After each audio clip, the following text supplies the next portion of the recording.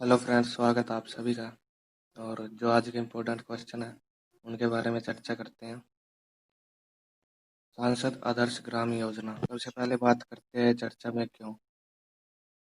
हाल ही में ग्राम विकास विभाग की योजनाओं के प्रदर्शन से संबंधित रिपोर्ट में यह जानकारी देते हुए कहा गया कि सांसद आदर्श ग्राम योजना की समीक्षा की जानी चाहिए।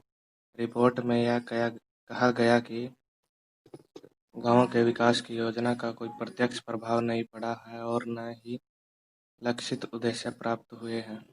पृष्ठभूमि: केंद्र सरकार ने ग्रामीण विकास मंत्रालय के तहत आने वाली विभिन्न कल्याणकारी योजनाओं के समुचित क्रियान्वयन और उनके प्रभावों के आकलन के लिए एक साझा समीक्षा आयोग का गठन किया था।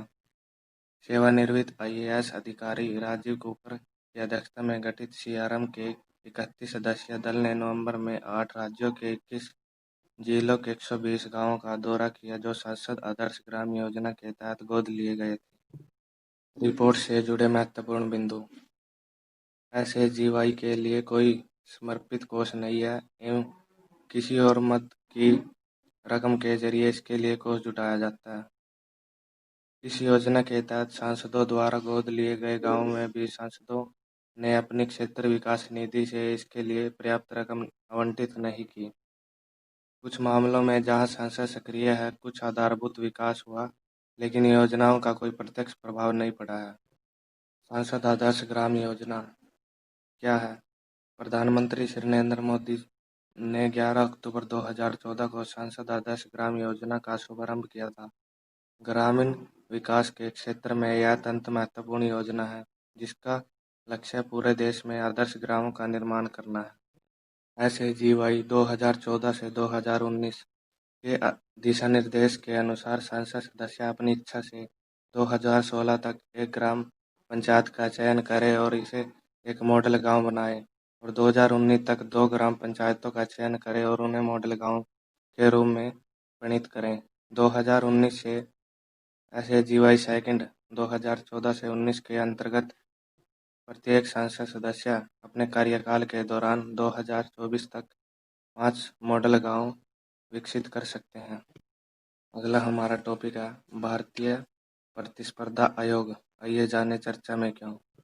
भारतीय प्रतिस्पर्धा आयोग ने घर घर खाना पहुंचाने वाली ऑनलाइन कंपनी स्विगी के खिलाफ अनुचित व्यवहार के मामले में दर्ज कराई गई शिकायत को खारिज कर दिया है।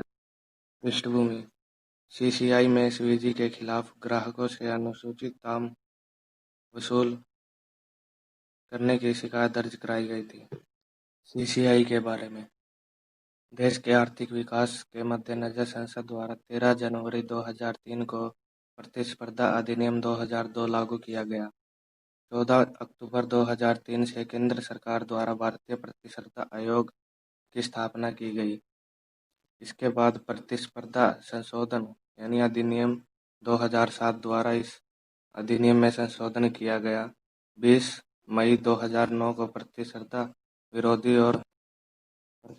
विरोधी समझौता और प्रमुख स्थितियों के दुरुपयोग से संबंधित अधिनियम के प्रावधानों को अनुसूचित किया गया। सीसीआई की संरचना में एक अध्यक्ष समेत 6 सदस्य शामिल हैं। सीसीआई को लाने के उद्देश्य: प्रतिस्पर्धा पर प्रतिकूल प्रभाव डालने वाली पद्धतियों को रोकना, बाजार में प्रतिस्पर्धा को बढ़ा देना और इसे बनाए रखना, उपभोक्ताओं के हितों की रक्षा करना, भारतीय बाजार में अन्य प्रतियोगियों द्वारा किए जाने वाले व्यापार की स्वतंत्रता सुनिश्चित करना। सीसीआई के कार्य: प्रतिस्पर्धा विरोधी समझौता, एकाधिकार तथा ऐसे विलय अधिग्रहण जो प्रतिस्पर्धा को सीमित करते हैं की जांच और नियम करना।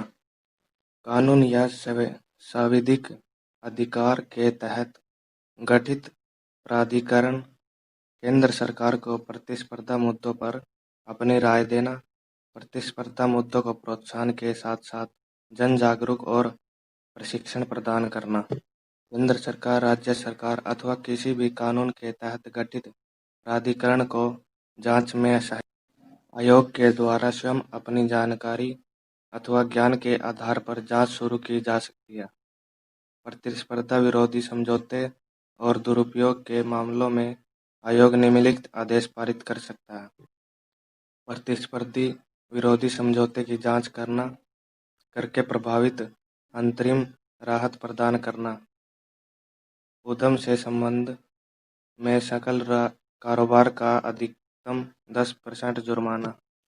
कार्टेल से प्राप्त लाभ की 3 गुना राशि अथवा उद्यम के सकल कारोबार का 10% जुर्माना। मुआवजा प्रदान करना, समझौते में सुधार लाना। कोई उद्यम प्रभावशाली स्थिति का लाभ उठा रहा है तो केंद्र सरकार को इसके विभाजन को संतुलित करना। तो फ्रेंड्स, ये थी मेरी आज की वीडियो। कैसी लगी आपको ये वीडियो कमेंट में ज़रूर बताना। धन्यवाद।